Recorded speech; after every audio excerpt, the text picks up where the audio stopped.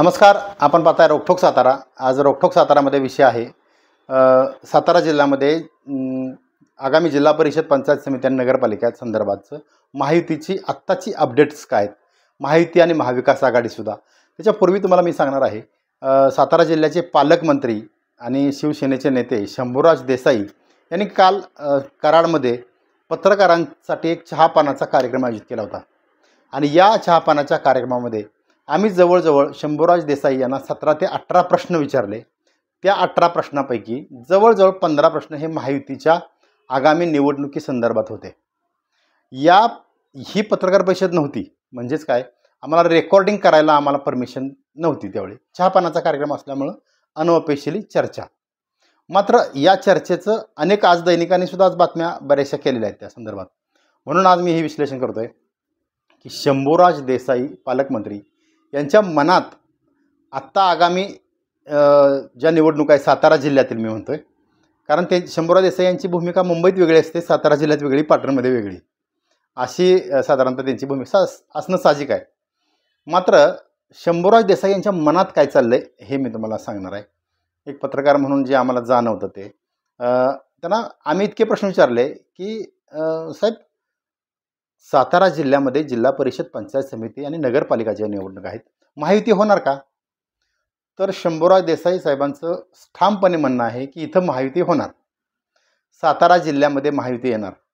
हे त्यांचं प्रोटोकॉल म्हणून उत्तर बरोबर आहे. दुसरा प्रश्न आम्ही विचारला की पाटणमध्ये आणि कराड दक्षिणमध्ये जी अडचण आहे ती कशी तुम्ही सॉल्व्ह करणार? आता पाटणमध्ये सबकुछ महायुती आहे, म्हणजेच शंभूराज देसाई शिवसेनेचे नेते, इकडं सत्यजित पाटणकर भाजपचे नेते आणि हिंदराव पाटील सुद्धा भाजपचेच. म्हणजे सगळा गट जो आहे तो सगळा आता जवळजवळ 90% 80-90% आता हा महायुती आहे. अशा परिस्थितीमध्ये युती कशी होणार? तर या प्रश्नावर शंभूराज देसाई यांनी पद्धतशीरपणे बगल दिली की आमचं ट्युनिंग खूप चांगलं आहे. आमचं म्हणजे महायुतीच्या नेत्यांचं, म्हणजे देवेंद्र फडणवीस, एकनाथ शिंदे आणि अजित पवार, आणि ही महायुतीचे एकत्रच निवडणूक होईल. मात्र आत्ताच्या परिस्थितीमध्ये महायुतीची एकत्र येणं हे सातारा जिल्ह्यामध्ये तर शक्य नाही. कराड दक्षिणमध्ये तीच परिस्थिती आहे. आमदार डॉक्टर अतुलबाबा भोसले हे भाजपचे आणि ॲडव्होकेट उदयसिंह पाटील हे राष्ट्रवादी काँग्रेसचे. हे महायुतीमध्ये एकत्र नाहीत येऊ शकत, म्हणजे एकत्र वाटाघाटीमध्ये जिल्हा परिषद पंचायत समितीमध्ये एकत्र नाहीत येऊ शकत. महायुतीचे जरी एकमेकाचे जरी मित्रपक्षात असले तरी ते नाही, शक्य नाही ते. म्हणजेच काय, एकंदरीत सातारा जिल्ह्यामध्ये शंभूराज देसाई यांची भूमिका कालच्या चहापानाच्या कार्यक्रमात ही संदिग्ध दिसली. प्रत्येक प्रश्नाला वेगळी बगल, वेगळा अँगल देण्याचं काम हे पालकमंत्र्यांनी केलं. मात्र करणं स्वाभाविक आहे खरं तर.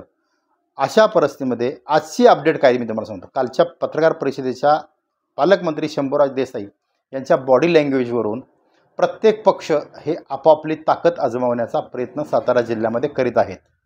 मात्र प्रत्येक नेत्याचे दाखवायचे दात वेगळे, आणि म्हणजे ओटात एक आणि पोटात एक अशी राजकीय परिस्थिती आहे. यामुळं त्याने स्पष्ट कार्यकर्त्यांना सुद्धा आदेश दिलेले आहेत, सोबळाची तयारी सुरू ठेवा.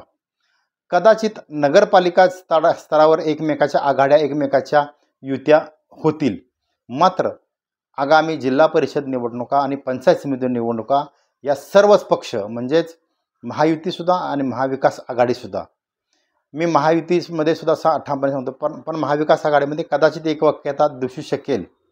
कारण शरद पवारांचा राष्ट्रवादी आणि काँग्रेस आणि शिवसेना उद्धव बाळासाहेब ठाकरे आणि मनसेचा निर्णय काय होतो त्याच्यावर ह्या कदाचित एकत्र निवडणूक लढवण्याची शक्यता आहे.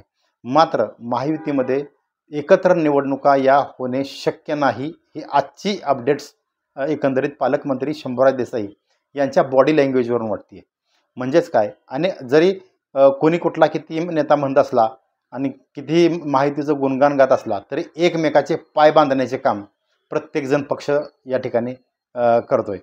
शंभूराज देसाईंना आम्ही दुसरे 2-3 प्रश्न विचारले.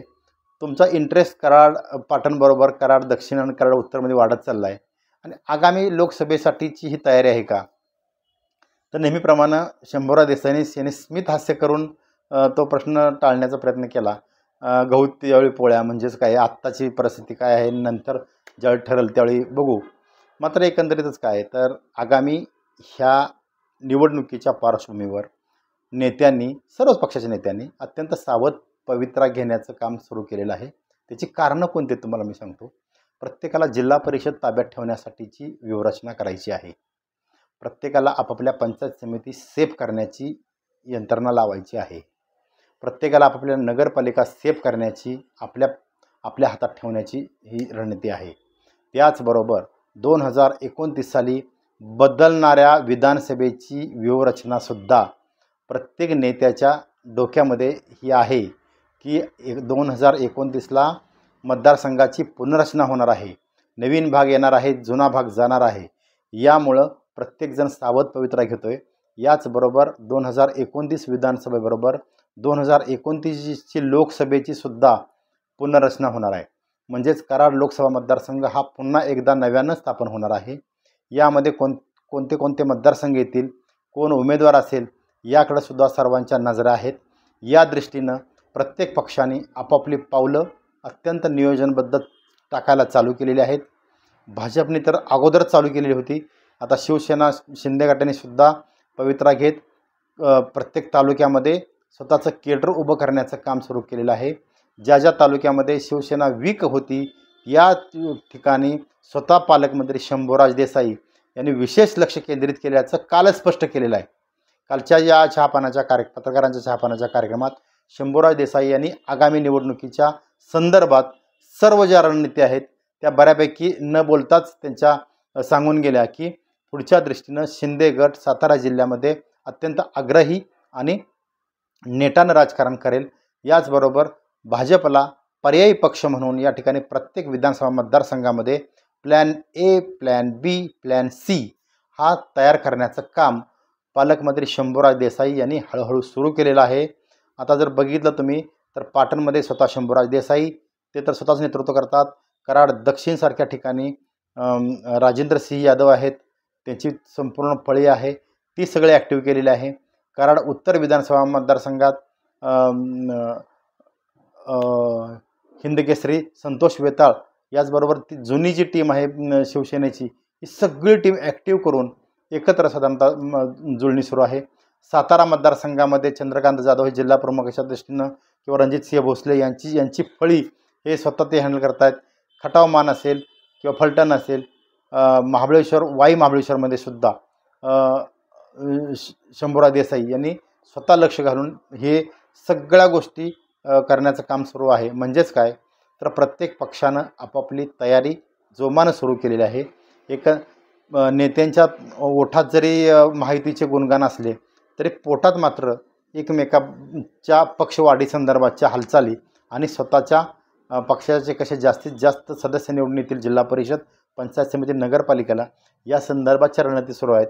म्हणजेच काय, काल झालेल्या या पालकमंत्री शंभूराज देसाई यांच्या कराड येथील पत्रकारांसाठी घेतलेल्या चहापानाच्या कार्यक्रमात बरंच काय न बोलता बरंच काही शंभूराज देसाई आगामी इलेक्शनची रणनीती काय असेल हे सांगून गेले.